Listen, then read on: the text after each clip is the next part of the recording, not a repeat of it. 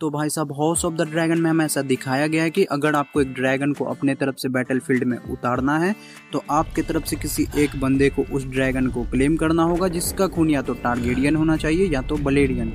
But Daenerys queen के dragon के साथ ऐसा कोई सीन नहीं था, वो अपने तीनों ड्रैगन्स को अकेले ही कंट्रोल कर लेती थी।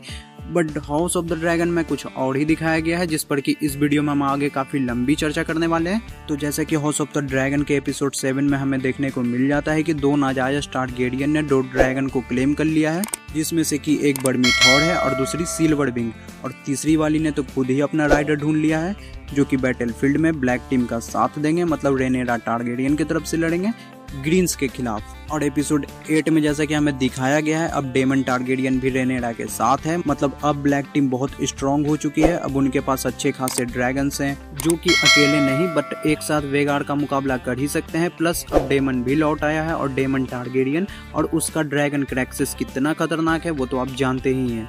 कोई नहीं तो क्रैक्सिस तो अकेले ही वेगार्ड के साथ फाइट कर सकता है, शायद वो जीते या ना जीते, बट वो वेगार्ड को कांटे का टक्कर दे सकता है, क्योंकि वो अभी काफी यंग है, काफी क्लेवर है, काफी फास्ट भी है। प्लस इस सीरीज के स्टार्टिंग से ही क्रैक्सिस को काफी डेंजर क्लेम किया गया है। तो कुल मिलाकर डेमन टारगेरियन और क्रैक्सिस की जोड़ी वेगार्ड और एमन टारगेरियन पर भारी पड़ सकती है, क्योंकि ग्रीन टीम की जो मेन पावर है वो वेगार्ड और एमन टारगेरियन है। और अगर ये बैटलफील्ड में ये दोनों वीक पड़ जाते हैं तो ब्लैक टीम के लिए इस बैटल को जितना ज्यादा मुश्किल नहीं होगा। बट अगर ये जंग केवल सिपाहियों की मदद से होती है तो उसमें ग्रीन्स भारी पड़ सकते हैं, जो कि होगा नहीं। इस बैटल में दोनों ही टीम अपने अपने ड्रैगन्स का इस्तेमाल करेंगे अपनी अपनी जीत के लिए, जैसा कि एपिसोड 8 में हमें दिखा भी दिया गया है। एमंड अपनी सिस्टर हेलेना की मदद चाहता है, जो कि राइडर है ड्रीम फायर की। मतलब एमंड को भी अब समझ आ चुका है कि अगर ये जंग जीतना है तो ड्रैगन्स को बैटलफील्ड में उतारना ही होगा, उसके लिए वो बहुत जरूरी है। और अकेले वेगार्ड के साथ एमंड कुछ नहीं कर सकता। मतलब कुल मिलाकर house of the dragon season 2 केवल और केवल स्टोरी बिल्ड करती है और कुछ नहीं। मेकर्स ने सीजन 2 में लगभग सब कुछ सेट कर दिया है, कौन किसके साथ है, कौन किसके खिलाफ है। बट असली बैटल की शुरुआत तो सीजन 3 में ही होगी। तो अब बात कर लेते हैं ड्रैगन्स और उसके राइडर्स के बारे में। मतलब पूरे सीजन में हमें ऐसा दिखाया गया है कि हर एक ड्रैगन को एक राइडर की जरूरत है, जो कि उसे कंट्रोल करता है, उसे फाइट करवाता है, वो उसकी मर्जी से वो ड्रैगन से कुछ भी करवाता है। बट अगर आपने गेम ऑफ थ्रोन्स देख रखा है तो डेनेरिस क्वीन का जो ड्रैगन है उसके साथ ऐसा कोई सीन नहीं है, उसे कोई राइडर की जरूरत नहीं है।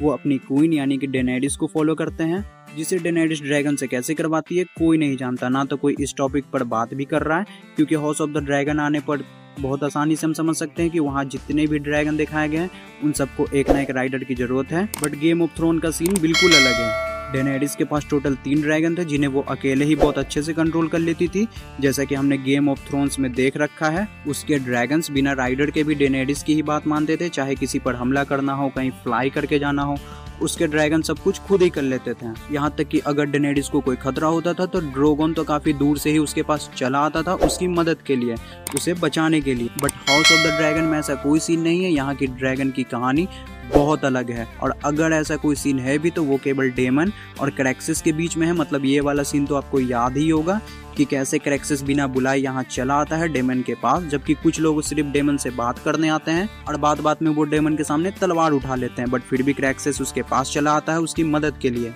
बट अब शायद हमें ऐसा फिर से देखने को कुछ मिल सकता है हाउस ऑफ द ड्रैगन के अंदर, जैसा कि एपिसोड 8 में हमें दिखाया गया कि अब रेनेरा और साइरेक्स के बीच में कि कैसे उसकी ड्रैगन उसकी केयर कर रही है, उसे अकेला नहीं छोड़ रही है। तो शायद सीजन 3 में हमें ऐसे बहुत सारे सीन देखने को मिल जाएंगे ड्रैगन और उसके राइडर वाला। बट फिर भी डेनेरिस और उसके ड्रैगन वाला बॉन्ड वो तो अभी तक हमें किसी भी ड्रैगन और राइडर के साथ देखने को नहीं मिला है, जिसका एक रीजन ये भी हो सकता है कि डेनेरिस जो थी उसने ड्रैगन को क्लेम नहीं किया था, बल्कि उसकी वजह से उसके ड्रैगन का जन्म हुआ था, इसलिए उसे मदर ऑफ द ड्रैगन भी कहा गया है गेम ऑफ थ्रोन के अंदर। बट आप इस बारे में क्या सोचते हैं वो मुझे कमेंट बॉक्स में जरूर बताएं। वीडियो अच्छी लगी तो वीडियो को लाइक करें, वीडियो कैसी लगी कमेंट करें, चैनल को सब्सक्राइब करें। मिलते हैं किसी नेक्स्ट वीडियो में, बाय।